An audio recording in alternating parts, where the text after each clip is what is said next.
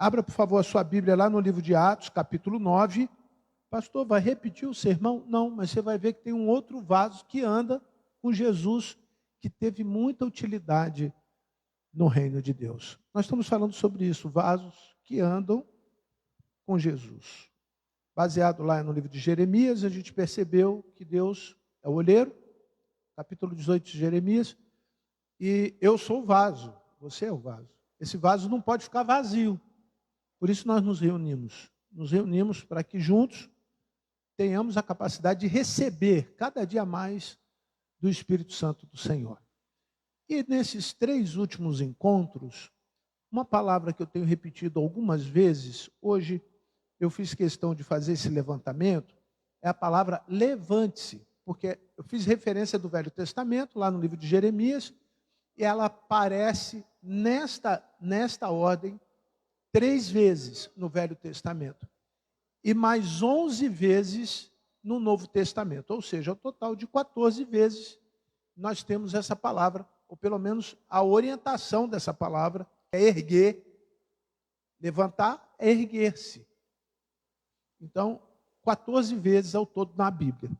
Pode ser que por conta da transliteração, que é o mecanismo utilizado por aqueles que traduziram a Bíblia, outras palavras, tanto no hebraico como no grego, tenham a mesma força. Mas eu quero de forma bem prática lembrar vocês, como eu fiz pela manhã, que para que este vaso tenha de fato utilidade, ele tem que ter uma ação inicial. E qual é essa ação? Como que é que acontece isso? Ele se levantar.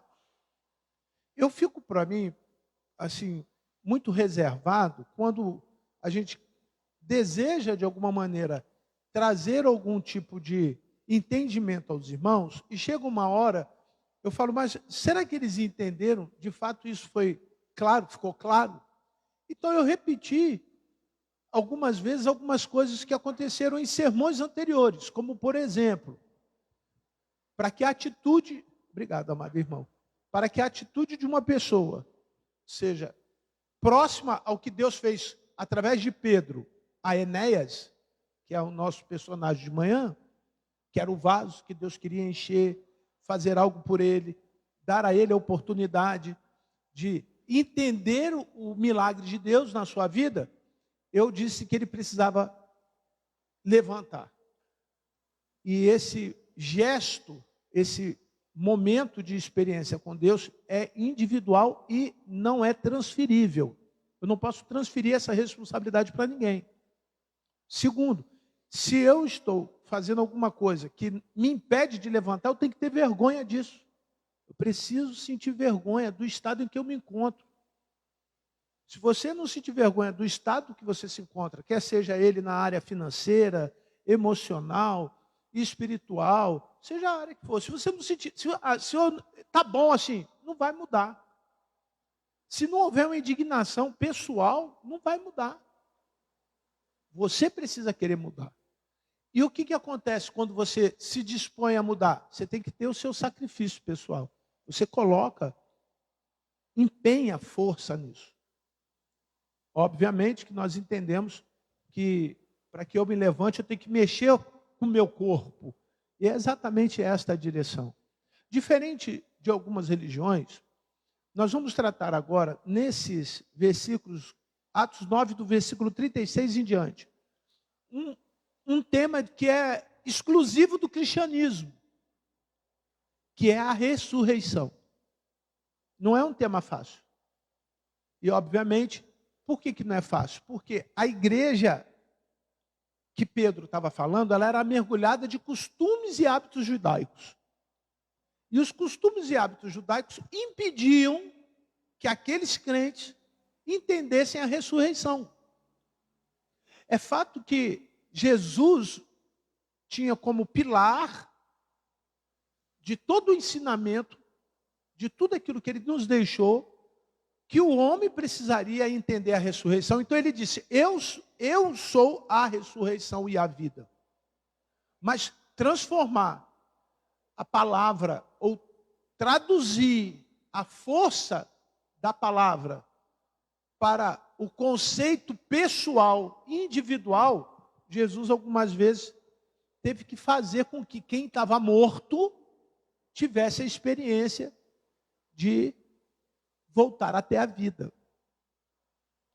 Então, o próprio Jesus, ele ressuscitou Lázaro, por exemplo. E ele ressuscitou Lázaro por quê? Eu peço que você preste atenção nessa parte introdutória, porque o personagem agora que nós vamos ler é Pedro. E Pedro no papel de Jesus, ele ressuscita uma pessoa com a mesma intenção, com o mesmo propósito. Hoje, Deus pode fazer a mesma coisa. Se coloca, agora é você, o Pedro. E pode ser que lá na sua casa tenha um Saulo, alguém cego, precisando que as camadas dos olhos sejam tirados. Ou então tenha um Enéas, precisando de uma experiência especial com Deus. Ou ainda, Dorcas, e é sobre ela, o vaso da noite, né? É sobre ela que eu quero contar a história dessa relação. E você preste atenção, Pedro tem o mesmo comportamento de Jesus em relação à ressurreição de Dorcas. E qual era esse comportamento? Isso para abrir um pouco a nossa mente. Ele foi pontual naquilo que as pessoas que estavam à sua volta queriam a respeito de Pedro, em função do que estava acontecendo com Dorcas. Todo mundo ali sabia que Dorcas havia morrido. Mas Pedro foi imediatamente até a casa de Dorcas e operou um milagre na vida de Dorcas. É nesta direção que eu quero que você entenda. Se hoje à noite o Senhor tem alguma coisa a fazer por você, levante-se. Coloque-se à disposição de Deus. Erga as suas mãos.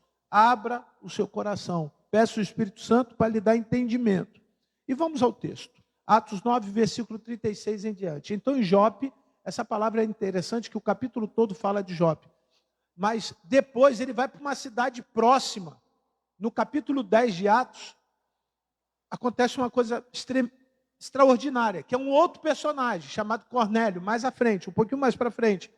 Mas por que ele vai para lá? Porque dali, Paulo já era Paulo já começa a fazer coisas que são extraordinárias, cheio do Espírito Santo e do poder de Deus na sua vida.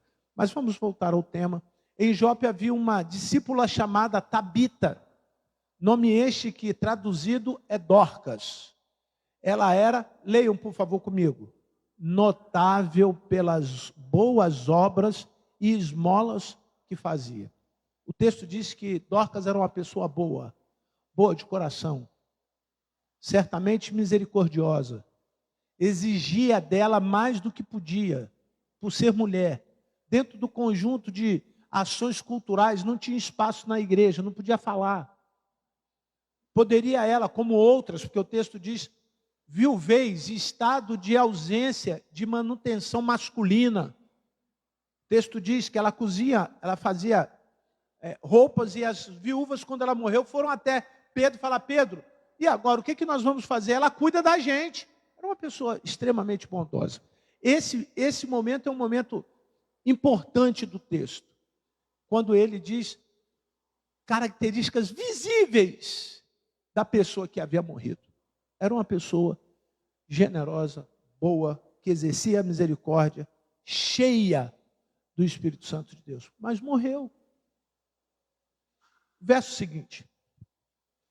Aconteceu que naqueles dias ela adoeceu e veio a morrer. Aí tem um processo. Adoece, depois morre. Nós vamos falar um pouquinho sobre isso no mundo espiritual. Ninguém morre direto. Porque todos nós pecamos. Lá no livro de Romanos está escrito, porque todos os pecados estão destituídos da glória de Deus. Todos estão separados de Deus. Aí você vai adoecendo. Por estar distante de Deus, você vai adoecendo. Chega uma hora, porque o salário do pecado é a morte, mas o dom gratuito de Deus é a vida eterna por Cristo Jesus. Ainda que você saiba, você não passou pela experiência. E a primeira experiência de quem quer andar com Deus é o da morte. O processo do cristianismo é morrer para viver. Não é viver para depois morrer.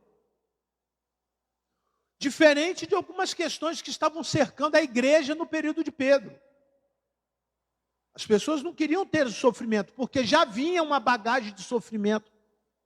O povo de Israel, o povo hebreu, agora o povo israelita, o judeu, classicamente perseguido pelo Império Romano. Eu não quero mais sofrer. Eu não quero alguma coisa que me pese mais por eu estar fazendo. Eu quero alguma coisa que me dê muitas coisas boas.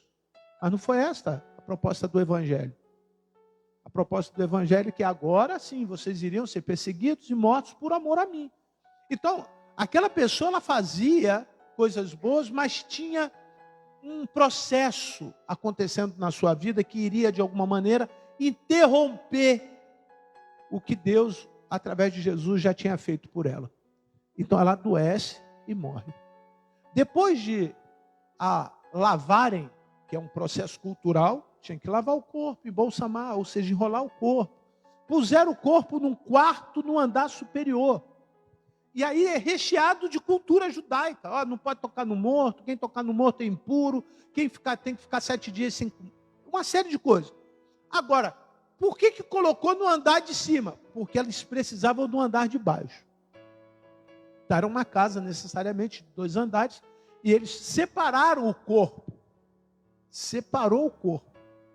Era alguém que deveria fazer, diferente do nosso sepultamento, né? Que a gente coloca o corpo para todo mundo ver, fica o corpo aqui. Estou dando como referência, quando a pessoa falece, ela coloca a mesa, ou no cavalete, e as pessoas vêm, passam, olham o corpo. Então colocaram no andar de cima. Próximo versículo, versículo 38. E como Lida ficava perto de Jope, os discípulos, ouvindo que Pedro estava ali, enviaram-lhe 2 homens com o seguinte pedido: não se demore em vir até nós. Pedro, vem para cá. Vem para cá porque Dorcas morreu. Isso é importante, porque eles têm como referência o milagre que havia Pedro feito na cidade vizinha e muitos outros milagres que Pedro já tinha feito. Mas o que é importante, que vocês sabem que antigamente as cidades, por mais que elas fossem próximas umas das outras, haviam muitos riscos. Uma pessoa saindo de uma cidade para outra, imaginemos, daqui para Caxias. Não tinha iluminação, não tinha segurança, então poderiam os salteadores tomar a vida de um deles. Por isso eles enviaram 2, para que eles tivessem certeza de que a mensagem ia chegar até onde? Pedro. Eu quero que você preste atenção nisso. Quantas vezes Deus nos manda em uma missão e aí nós não conseguimos andar com ninguém para concluir essa missão? Abrindo um parênteses, uma das ferramentas de quem trabalha com RH é ver a capacidade daquela pessoa que está pleiteando um cargo de trabalhar em equipe. Trabalhar com outra pessoa. E às vezes ele tem todo o conhecimento intelectual, toda a capacidade, ele fala inglês, ele tem habilitação naquela área profissional, ele tem uma desenvoltura pessoal, fala bem, ele é proativo, ele tem tudo. Mas quando coloca aquela pessoa para trabalhar com outra pessoa, ele não dá certo. Acontece isso também no mundo espiritual. Existem diversas coisas que Deus espera que o vaso que anda com Jesus faça. Mas sabe qual é a primeira coisa? Quando Jesus enviou de 2 em 2. Para que a missão comece e termine. Qual era a missão daqueles homens? Chegar até Pedro e falar que Dorcas havia morrido. Se no caminho eles brigassem, a missão não ia acabar. Se eles discutissem, iam levar mais tempo do que o necessário. Se um não gostasse de andar com o outro, imagine, um ia para um lado, o outro ia para o outro. E iria falhar a missão. Um vaso que anda com Jesus não pode ter dificuldade de andar com outro vaso. Nós somos diferentes, um tem orelha, outro não tem orelha, um tem cabelo, outro não tem cabelo, um é alto, outro é baixo, um é gordo, outro é magro, um é branco, outro é escuro. Mas todos somos vaso. E estamos numa única missão. Existem pessoas que nós amamos, que precisam da bondade e da misericórdia de Dorcas. E ela só vai receber o milagre, a cura, se eu tiver a capacidade de andar com você. Faça uma avaliação em relação a isso. Que adianta você ser tão cheio do Espírito Santo, cheio de poder, fogo do céu desce quando você abre a boca. Mas não tem comunhão com as pessoas. Você não consegue viver em paz um com o outro. Você não tem condições de ficar 10 minutos com ninguém, porque você não sabe lidar com as pessoas. Imagine se fosse posto sobre você a responsabilidade de tomar conta, igual Moisés. Moisés, no Velho Testamento, teve uma orientação. Ele estava sobrecarregado, cansado. Certamente, algumas pessoas fizeram como fizeram com a Michele. Senta, Moisés. Senta que o negócio está pesado mesmo. Mas você sabe por quê? Você não aprendeu a delegar. Delegar é transferir responsabilidade. E aí Moisés, obviamente, tenha dito assim, eu tentei, mas eles não conseguem andar entre eles. Eles não conseguem ter paz entre eles. Eram 12 tribos, cada um com hábitos, costumes diversos, e já tinha essas características marcantes. Imaginemos agora assim, de uma maneira ilustrativa, naquele tempo, Moisés falando para Efraim, dando ordem para que eles tocassem no templo. E falasse para os levitas irem até a frente de batalha com armas, arcos e flecha. Alguém ia deixar de fazer a missão. Porque cada um precisa entender que ainda que haja limitação, foi dado por Pedro uma missão. E foi dada por Deus uma missão àqueles dois homens. Versículo 39. Pedro se aproximou e foi com eles. Tem resistência quando é de Deus? Não. Certamente chegou até Pedro. Pedro, vamos lá que o negócio está ruim. Pedro se aproximou, prontamente foi com eles. Quando chegou lá, eles o levaram ao andar superior, ao quarto onde estava Dorcas. Todas as viúvas, olha que coisa linda, que coisa linda. Todas as viúvas cercaram Pedro, chorando e mostrando-lhe as túnicas e vestes que Dorcas tinha feito enquanto estavam com elas. Que coisa linda. As pessoas dando testemunho do valor que tinha Dorcas, do valor que tinha aquela mulher. Certamente elas não imaginavam o impacto que seria a obra de Deus agora na vida de Dorcas em relação àquelas mulheres. Certamente elas sairiam dali impactadas, não pelo simples fato de ela estava morta, que agora ela vai ficar viva. Mas era porque elas estavam aprendendo o que era a ressurreição e a vida. Em primeiro lugar, queridos, a ressurreição e a vida, ela é a garantia da nossa fé. Repita comigo, por favor, assim. A garantia da minha fé, o que me traz esperança, é que no dia final, meu irmão, você vai ter a ressurreição e a vida eterna em Cristo Jesus. É a garantia da sobrevivência daquelas pessoas. Dorcas estava dizendo isso. Olha, eu agora estou viva e eu vou continuar fazendo coisas para que vocês sobrevivam. É a garantia da vida daquelas pessoas. Jesus é a minha garantia da ressurreição e da vida. É fato que você certamente já ouviu alguém falar que é mais fácil as pessoas irem à igreja do que terem a certeza da salvação. E eu ouvi um pastor presbiteriano fazer um comentário sobre isso. E eu vou abrir um parênteses porque existe um princípio doutrinário ligado à salvação chamado predestinação.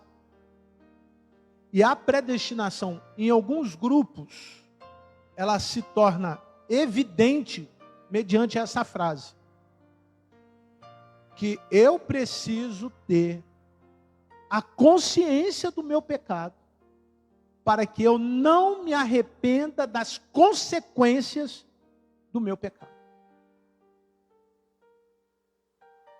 Eu preciso ter consciência para não me arrepender das consequências.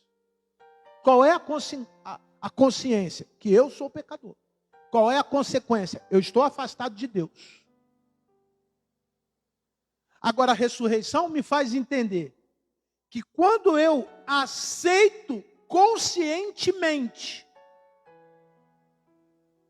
a consequência, eu estou apto para ser salvo por intermédio de Jesus. Se eu não conseguir entender isso, eu estou com a minha salvação comprometida. Por quê? Porque eu vou entender que eu preciso fazer coisas boas obras, como Dorcas. E tem gente que acha que Dorcas iria ser salva pelas atitudes dela, por ser uma bondosa, por ser misericordiosa, por fazer roupa para as viúvas, para ter dar dinheiro, recurso para aquelas mulheres. Não era isso que iria salvar Dorcas. Não é isso que vai te salvar.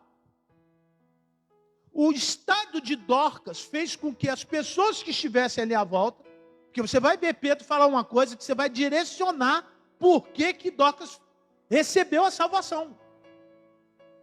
Você vai entender, a ressurreição era apenas o pretexto para que aquelas pessoas se encontrassem com Jesus. Então, segundo Hernandes, o pastor presbiteriano que eu citei há pouco, o seu pecado é apenas um pretexto na predestinação, para que você possa se encontrar com quem? Com a salvação.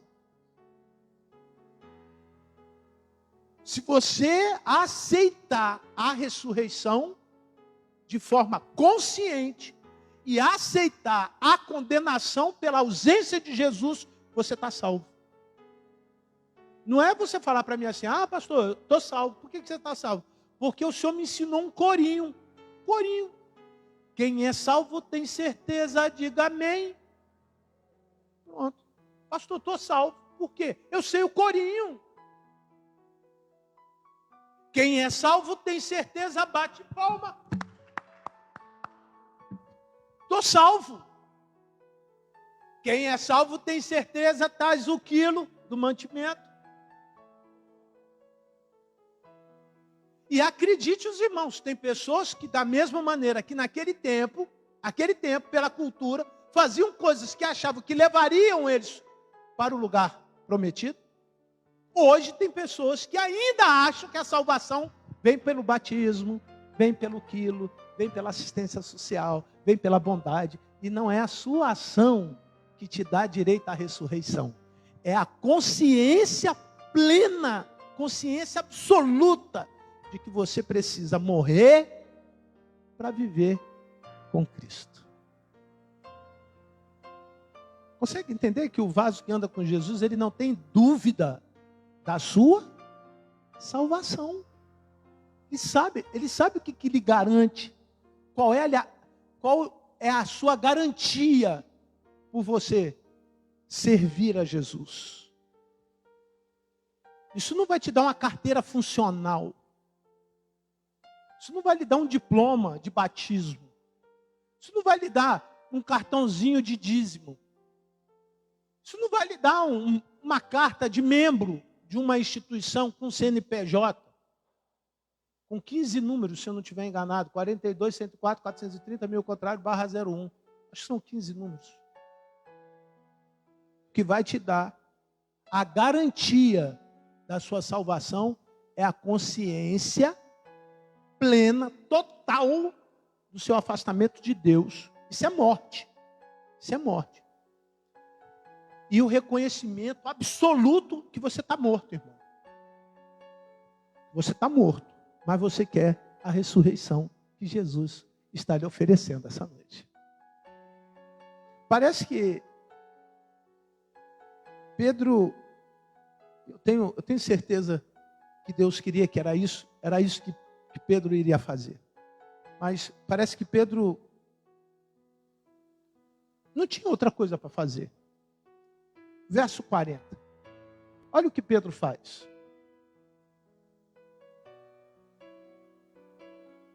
Pedro mandou que todos saíssem.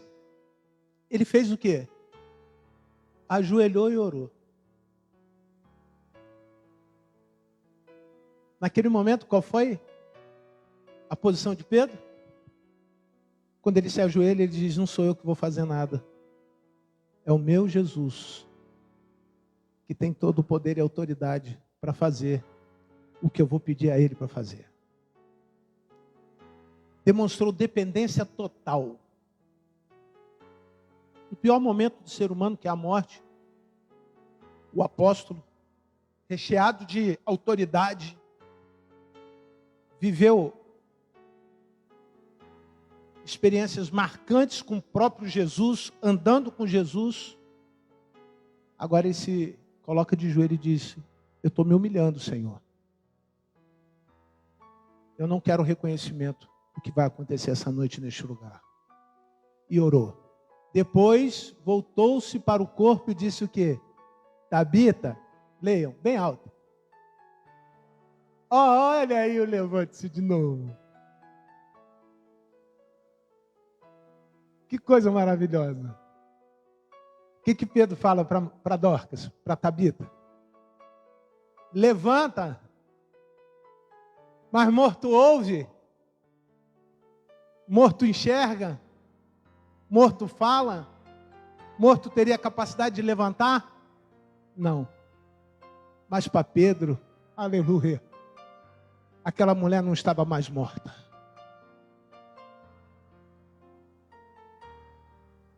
Para Pedro, aquela mulher não estava mais morta. Se você olhar para o texto com profundidade, você vai perceber que Pedro estava certo de que aquela pessoa iria passar por um processo diferente de qualquer outro ser humano. Alguém que viu a morte e agora vai viver a vida de novo. Eu quero fazer uma aplicação aqui para você, o seguinte: você está contente com a tua vida? E quando eu digo a vida, eu espero que você seja bem simples, dizendo: pastor, é com a minha casa? É com o meu trabalho? É com a minha roda de amigos? Com o meu time de futebol?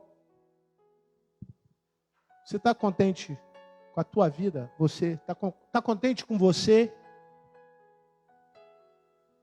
Ou o sorriso que você dava aí com mais naturalidade, você parou de dar? Está morto. Você está contente com as coisas que estão acontecendo, com as pessoas que você ama? Você está contente com a tua vida financeira, com a sua saúde? Ou ela está doente, você está vendo que está morrendo? Como você está?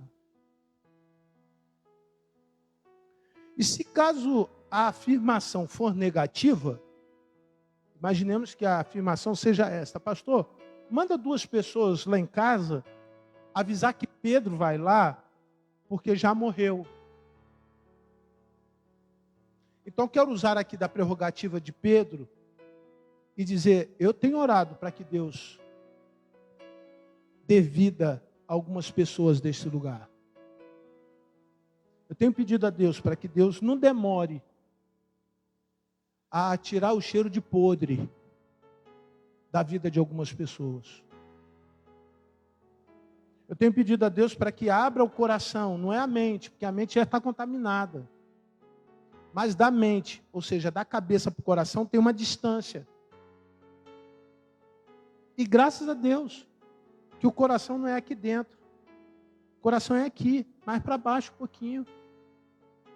Tem uma distância.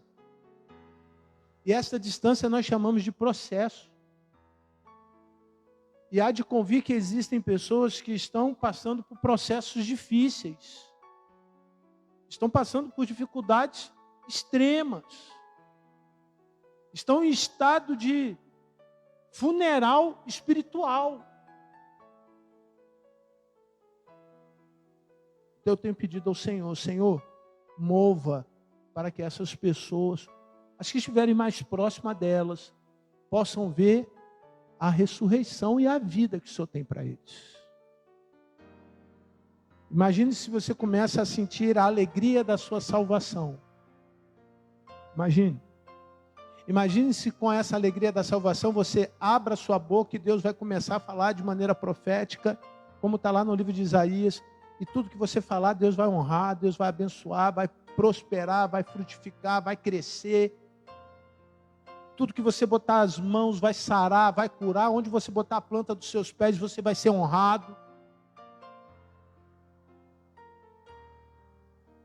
Só acontecem essas coisas na vida daqueles que creem. Para crer tem que estar vivo, tem que querer levantar, tem que fazer o seu sacrifício pessoal. Não pode ficar mais esperando uma coisa, porque é muito chato. Um evangelho de um Jesus de 2000 anos atrás. O meu evangelho foi de 10 minutos atrás. Que alegria quando eu estava aqui, eu olhava para a Camille, e eu sei porque que eu estava olhando para ela. E quando ouvia o que estava saindo da boca, e entendia com o coração o que o meu ouvido estava ouvindo, meu querido, não tem coisa melhor do que você perceber que Deus está neste lugar, enchendo vidas, corações, curando, libertando, trazendo paz, ressuscitando os que estão mortos, pelo simples fato de estarmos na presença de Deus. Tem alguma importância para você? É claro que tem. Isso é fundamental. E o verso 41, ele diz, e dando-lhe a mão. Olha o compromisso. Ninguém vai viver a vida cristã sozinho, irmão. Não é você, sua mulher, teu filho. Não é você, sua mulher, teu filho, teu cachorro. Não é você, sua mulher, teu filho, teu cachorro e o passarinho. É você, Jesus e a igreja. Se você não colocar nessa ordem, ainda que você saiba o segredo, ainda que você tenha toda a autoridade do mundo, você pode estar no lugar de Dorcas. Não no lugar de Pedro. E eu espero que ninguém esteja desejoso de estar no lugar de Dorcas. Por mais bondosa, por mais misericordiosa, por mais caridosa que ela seja, ela morreu. E obviamente você vai estar se falando, mas Pedro também morreu. Mas eu sei como Pedro morre. Eu não sei como Dorcas morreu a segunda vez. Eu posso imaginar, pelos relatos históricos. Inclusive José faz uma menção de algumas vezes essa mesma pessoa acompanhar o ministério apostólico de Pedro até o final da vida e também de Paulo. Alguém que ajudava. Era uma pessoa realmente comprometida com a obra. Mas eu quero Pedro. Eu quero a experiência de Pedro. Eu quero a experiência de Pedro. Que alguém de madrugada bata na minha porta e diga, pastor, vai lá. Porque o meu filho morreu. E eu me ajoelhar e dizer ao Senhor, Senhor, me dê a oportunidade de dar a mão a ela. E ajudou a ficar o quê? De pé. Chamando os santos, especialmente as viúvas, e apresentou-lhe como? Viva. Certamente existem pessoas que você gostaria de ter ouvido o que Pedro falou para Dorcas. Dorcas, levanta, Dorcas. Feche os seus olhos. E eu ouço de forma espiritual Deus falando assim: Carlos, levanta, Carlos. É possível algumas áreas da sua vida eu mudar. E você sabe que é preciso mudar. Pode ser que você essa noite queira a oportunidade, assim como Pedro deu a Dorcas, de ficar de pé e dizer isso para o Senhor: Senhor, começa agora, eu preciso. Coloque-se de pé em nome de Jesus. Eu quero orar por você. Deus abençoe a sua vida. Deus abençoe. Deus abençoe. Deus abençoe a cada um dos irmãos, das irmãs. Deus abençoe. Deus abençoe a irmã. Deus abençoe. Pai querido, em nome de Jesus, nós te louvamos, engrandecemos o teu nome, e sei que o Senhor está neste lugar. E sei que o teu Espírito há de fazer com que aquilo que foi a intenção de ensinar, de ministrar neste lugar, chegue, Senhor Deus, e tenha um lugar especial no coração deles. Porque Pedro ficou alguns dias mais ali, naquele lugar. E continuou a sua missão. E aquele lugar viu a tua glória. Desejamos, Senhor Deus, que essa semana cada um possa também experimentar a tua glória. Se houverem pessoas aqui doentes, que estão passando por um processo de falência espiritual, manifeste-se de maneira especial, para que eles possam ver a tua glória. Havendo pessoas aqui, Senhor Deus, que são notáveis, boas, que dão esmolas, que percebem, Senhor Deus, que o coração é bom, mas precisam tomar uma atitude ao lado de Jesus, que eles possam fazer igual Pedro, se colocar de joelhos diante do Senhor, orar ao Senhor, que certamente eles não terão dúvida da salvação que virá do Senhor para a sua vida. Entendo, ó Deus, que a minha vida está entregue nas tuas mãos. Por isso, se o Senhor me mandar com um companheiro falar ou dar um recado a alguém, me ajude, Senhor Deus, a entender a falha daquele que anda comigo, a ter, Senhor Deus, misericórdia, bondade, longanimidade para com aqueles que são fracos, e nos faça, Senhor Deus, cumprir a nossa missão. Que nesse tempo, a graça, a paz, o amor de Deus, o Pai, a comunhão e a consolação do Teu Santo Espírito se faça presente neste lugar hoje e para todo sempre. Amém. Que Deus a todos abençoe. Podem tomar os seus lugares. É muito bom recebê-los, aqueles que estão nos visitando. Volte mais vezes. Tem cantina, irmão Lucas? Lucas Pimentel. Tem cantina? Não? Então hoje os irmãos estão liberados. Muito obrigado aos que cooperaram ontem, mais uma vez, no evangelismo. Os que têm cooperado com o almoço, com as atividades da igreja interna. E uma boa semana a cada um dos irmãos. Sejam abençoados naquilo que vocês fizerem. Em nome de Jesus. E assim encerramos mais um culto da Igreja Batista Central do Rio de Janeiro. Aguardamos você e a sua casa, os seus familiares, os seus amigos, na próxima quarta-feira, às 19h30. Uma boa noite a todos.